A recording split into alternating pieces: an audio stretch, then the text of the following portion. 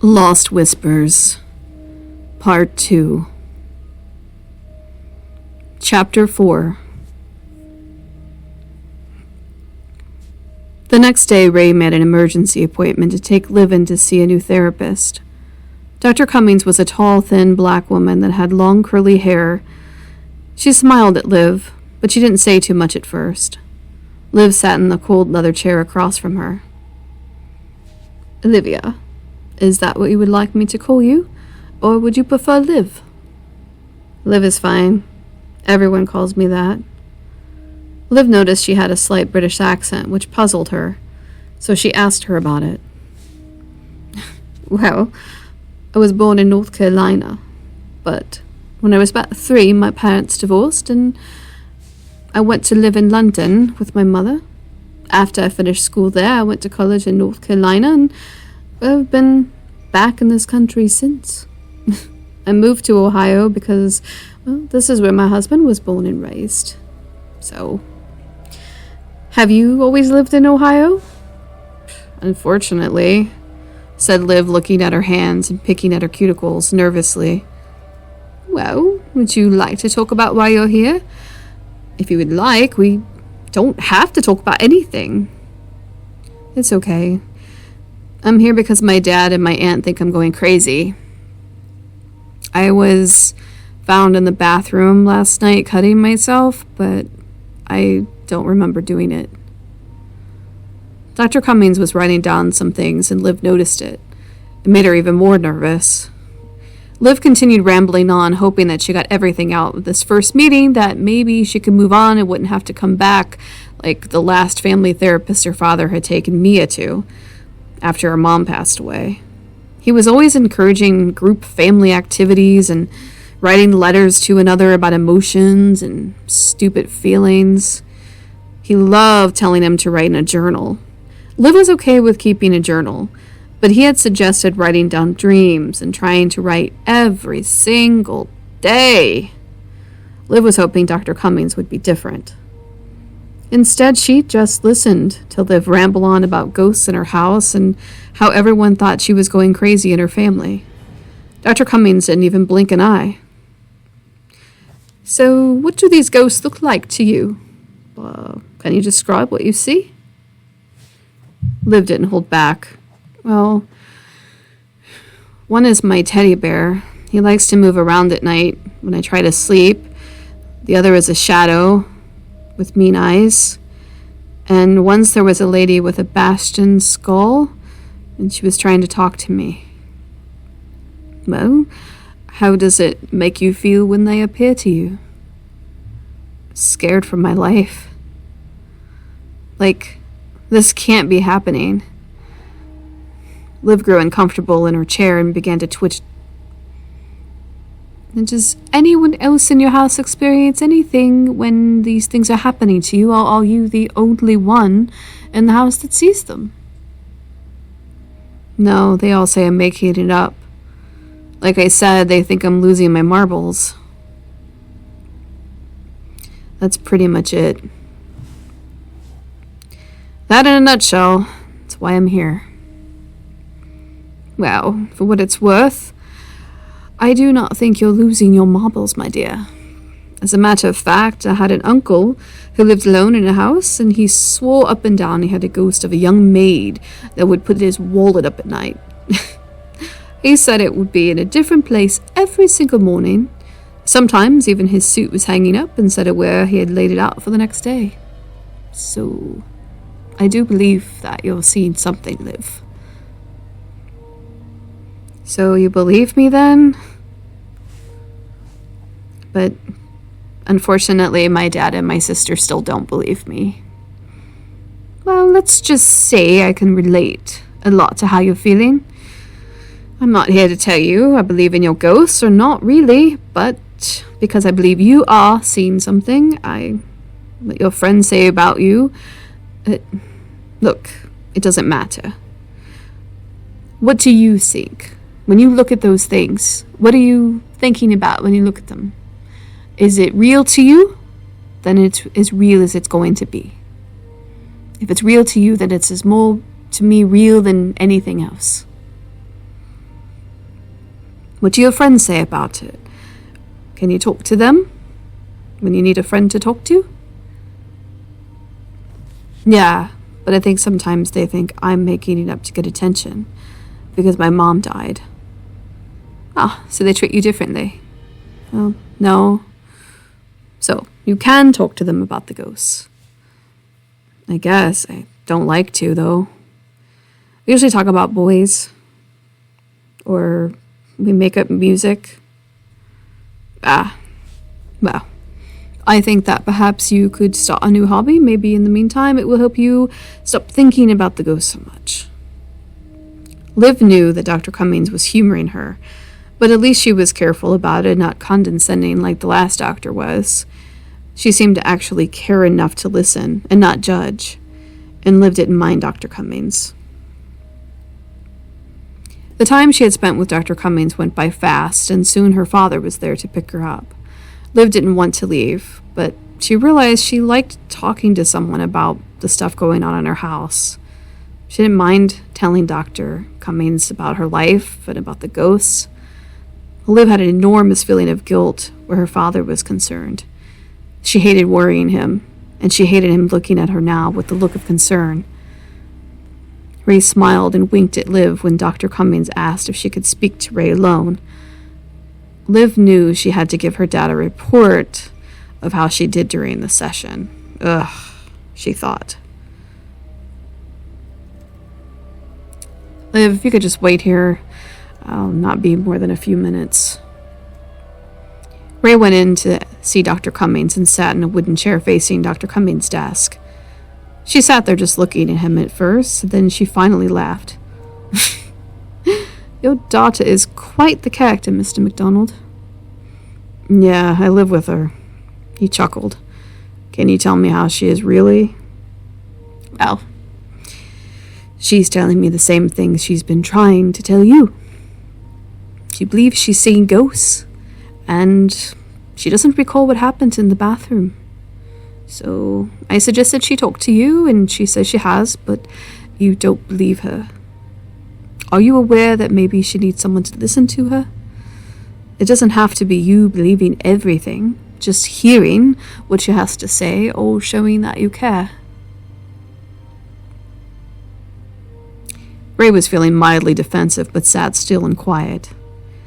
I'm a very busy man. I don't have a lot of time for fantastic stories and acting out, which is what I believe has been going on. I'm just trying to find a way to get her to move past her mom's death and be okay for once. I know it may sound like I don't give a shit, but I do. I just want her to be normal. Well, yeah, as normal as she can be for a teenage girl, I guess. I worry about her, you know. I worry about them both, and sometimes it's too much. Mr. MacDonald, have you nothing to worry about? You know, with lots of girls her age, they go through periods of acting out to get attention. It's just a phase here, and why don't we schedule her next appointment now? I think I have my book around here somewhere, said Dr. Cummings, pulling out her cheaters and putting them on as she started to find her laptop and her book appointment. Sometimes I think it's just me.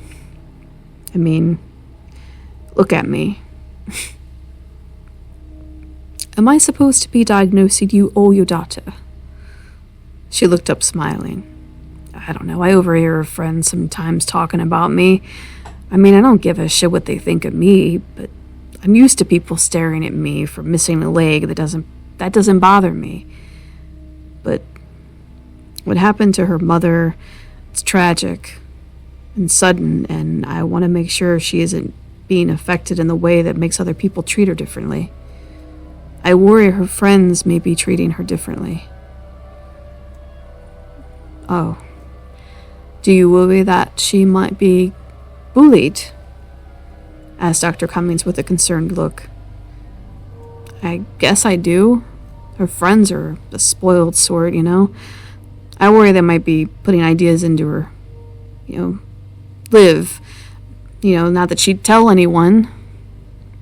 Well, now, Let's just try and see how the new therapy works and go from there, she said, opening her laptop and typing a new date and printing out the appointment information for Ray. I think me using my computer is a little bit easier than me using my appointment book, wherever that is. I appreciate all your help. Thank you. Ray walked out and motioned to Liv it was time to drive home. They were quiet. Neither one of them wanted to speak, and the lack of conversation became too much for Ray, so he turned on the radio. The song that came on was House of the Rising Sun, so he turned it way up. He smirked when he looked over at Liv, who was looking at her dad, rolling her eyes. Oh my God, Dad. You listen to the lamest music. She sighed, trying to ignore her father as she stared out the window. Lame? You don't know what good music is. He laughed, this time speeding down the highway headed toward home. Liv could hold her laughter in no longer and began to enjoy seeing her dad look so happy.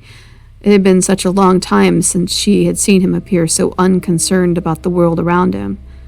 It was like old times before the passing of her mom and before her sister grew up too cool to hang out with her. The music and the laughter broke the silence. Just moments before was deafening. Ray pulled into the driveway to see Mia with her friends. Hey, ladies, want to order a pizza? On me? Nah, we're going to the mall, said Mia. Oh, you want to take your sister? Mia rolled her eyes looking at Liv. Seriously, Dad? Can't I just have one non-dramatic evening without little Miss Poltergeist over here? It's okay, Dad. Let's just us order the pizza. It'll be more for us, she said, sticking her tongue out at Mia. Mia laughed at her and turned to walk down the driveway to get into her friend Chelsea's car. Chelsea was a tall, heavy-set girl with glasses. They were giggling and talking, and soon were far out into the street on their way to the mall. Liv didn't care. Mia wanted to be alone with her friends. She was happy staying home today watching the television with her dad. For the first time in a long time, she felt fortunate to be back.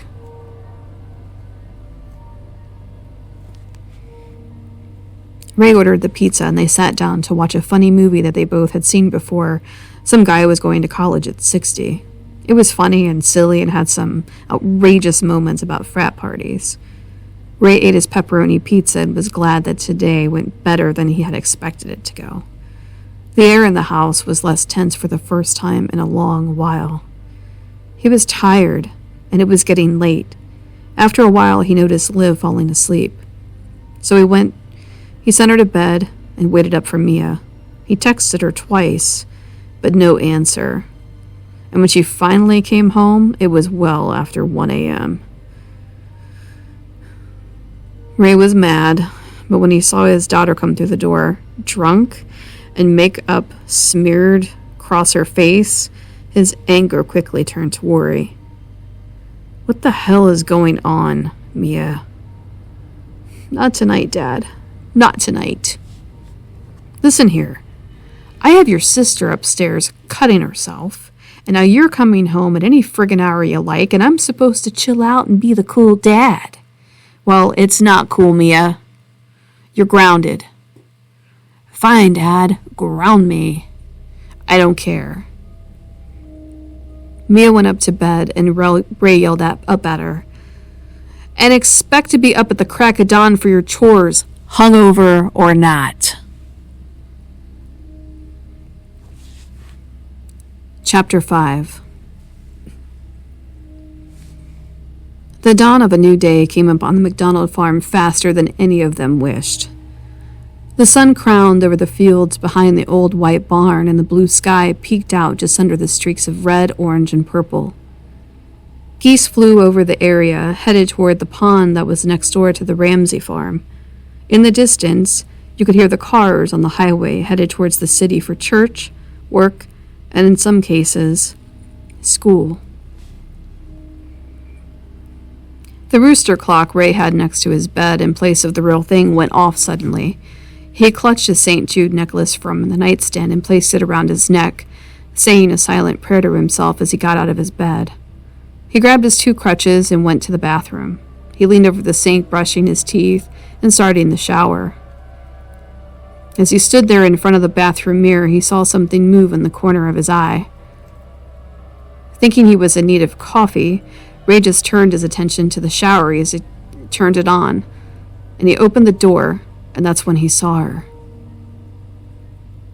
Ray fell back and tripped over his crutch that was leaning against the sink.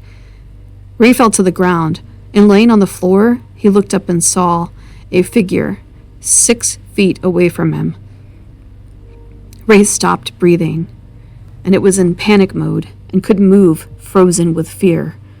The apparition stared at him, her face white and blue. Her head was gashed in, and the strange, ghostly woman wore a white and pink nightgown.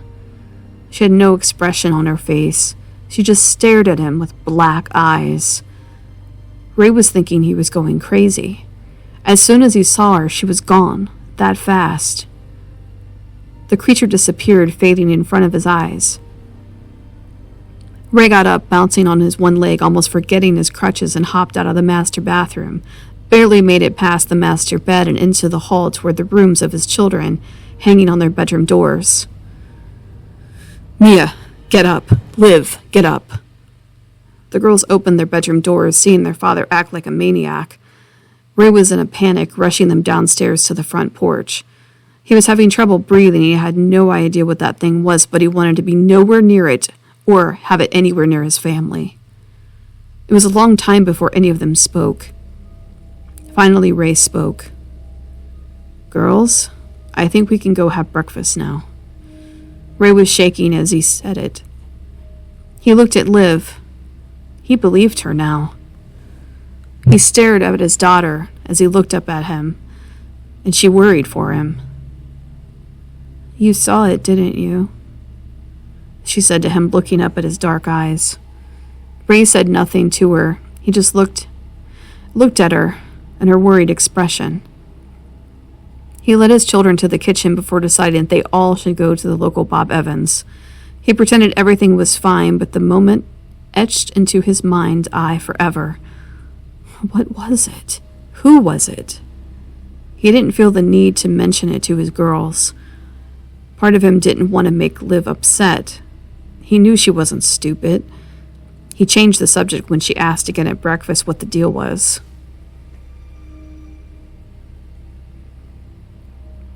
The waitress was friendly, but not interested in being there. She came to take their order after making them wait for 15 minutes. She was annoyed she had to be there.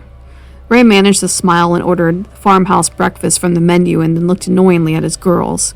Mia ordered pancakes and sausage, and Liv ordered the same. The waitress poured Ray a cup of coffee and then left again. They remained in silence till Mia finally spoke up. "So, Dad, thanks for breakfast, but why are you acting like a friggin' spaz?" "I just wanted to get here before the morning rush is all," he said, adding more sugar than he should, and took a sip of his coffee. Liv felt the urge to pee since she hadn't gotten the chance before Ray rushed them out of the house. "Dad, I'll be back. I need to use the restroom." Ray nodded to her. "Hurry back." Liv rushed to the bathroom, and after she did her business and stood at the sink washing her hands in a rush, being late was the worst, and she knew her dad would not order his food till she was back, seated in the booth. A stout woman came in just then and had a bunch of bags with her. She had one purse, one she carried papers in, and one that apparently had books inside. And she looked over at Liv and smiled. "Oh, hi there." "Oh, I made a mess of things on my shirt, I see," she said, dropping some papers from her bag that had fallen open. She smiled up at Liv and then looked out at a necklace from her shirt and adjusted it. Liv was fixing her ponytail, not paying any attention to the strange woman. The woman looked at her suddenly with a solemn expression. "You live in a haunted house." Things are about to change. Some good, some not so good.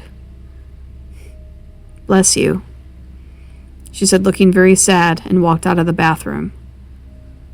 Liv just stood there pale and in shock. She wanted to ask this woman how she knew, and then she saw it. There was a card on the floor and the woman's name and a P.O. box on it. Psychic Ellie Pierce, at your magical service. Liv just stared at the card and bewildered. She put it in her pocket. She wanted so badly to see the woman now. She ran out of the restroom to see if she could find Ellie. She was nowhere to be found. She ran outside again. She wasn't there either.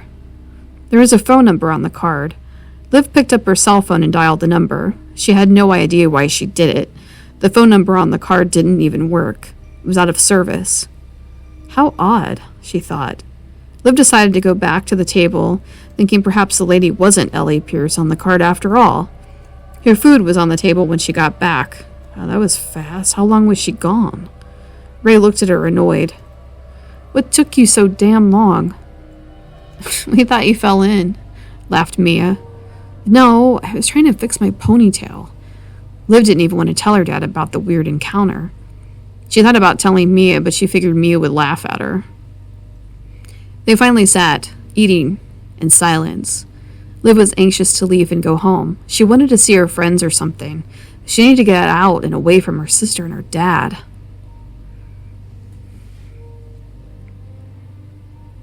A few hours later, Liv sat on her front porch watching for Becky to come over. Nina was on vacation, so it was just Becky and Liv. Becky had just got back from Naples, Florida, so she wanted to show Liv her pictures. There were a bunch of funny ones on her laptop, and they flipped through them. Liv laughed at some of the funny ones. There were some of Becky and her brother feeding seagulls.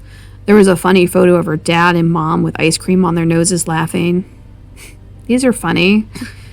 I wish we could go on a vacation this summer. We haven't been out of stupid Ohio in years. Oh, well, maybe next summer you can tag along with us. We'd have so much fun, Liv. So, did I tell you about the older boy I met last week in Florida? No, said Liv, grinning ear to ear. Well, he's 16 and he drives. My parents would kill me for giving him my phone number, but he doesn't need to know that I'm only 13. I mean, he thinks I'm 15, and I'm going to be 14 in 2 months. I lied because he has a convertible. Can you imagine 16 and driving a convertible? That's so cool. Like, so cool. Did you get a picture of him? No, but he's got an online website for bikes. I guess he helps his dad repair them or something weird. Anyway, he has an email with the company name. She fumbled through the website on her laptop till there was a tiny photo of 2 guys holding tires. It was them, but you couldn't see his face very well. Liv just smiled at Becky. It was typical of her to make a bigger deal out of it than it needed to be. After their visit, Becky rode her bike home with her laptop dangling from her shoulder in its carry case. Liv stayed on the porch, hoping no one would find her for a while. She sat out there till it was dark and just stared up at the stars in the sky. The 4th of July was around the corner. It wouldn't be long before summer would be over. Mia came out of the porch and sat next to Liv and didn't say anything. She was just sitting there for a while on the porch swing, across from Liv, who was seated on a small wicker sofa. It's cooler out here than inside. Dad fell asleep on the couch. We were watching Forrest Gump, and it just got over. Why are you still out here? Asked Mia, for once caring about someone other than herself. I'm just bored. Becky left, and now I'm just watching the stars. Do you think we'll ever travel to other planets? Liv asked. I don't know. Probably. In physics class, Mr. Helton says that there are as many planets that support life as there are grains of sand. He read it in some magazine. Pretty sure it didn't come from any one of our stupid books. Mia, do you think I'm crazy? Sometimes, but aren't we all? Liv looked at Mia and noticed a bruise on her left arm. What happened to you? Billy grabbed me. So I punched him. Don't tell Dad. What? He was drunk. He thinks I don't know. He broke up with me for this other girl. Then after summer is half over, he feels terrible and wants me back because Chelsea told his friends that Henry and I were talking. He came to the mall last night and picked a fight. I yelled at him in the middle of the parking lot and he grabbed me fucking hard, so I punched him in the face. No dude touches me like that. No one. And if I ever hear of someone touching you like that, he best be sure they're fucking dead. Liv just looked at her older sister in awe. She had no clue that boys could be such assholes. Her dad was like the toughest guy, and he got on her nerves, but she could never imagine him acting like that. It was hard to believe any guys she knew would be behaving like Billy. So I guess it's safe to say you and Billy have broken up. Well, duh, Mia said, rolling her eyes as though Liv didn't get it. She never did when it came to boy stuff. They sat up for the rest of the night, talking about nothing and watching the sky until the sky began to show a silver of sun. Delirium took over and they laughed and giggled till morning. They were both very silly, and finally they went to bed. Sisters forever in their bond and the life they lived in their farmhouse in Ohio. So much similar and yet so different, but together they were one in those few moments, few and far between. Sisters that bonded forever, stuck together even in their secrets. They both finally went to bed, and for the next few weeks, living in the McDonald house was pretty uneventful.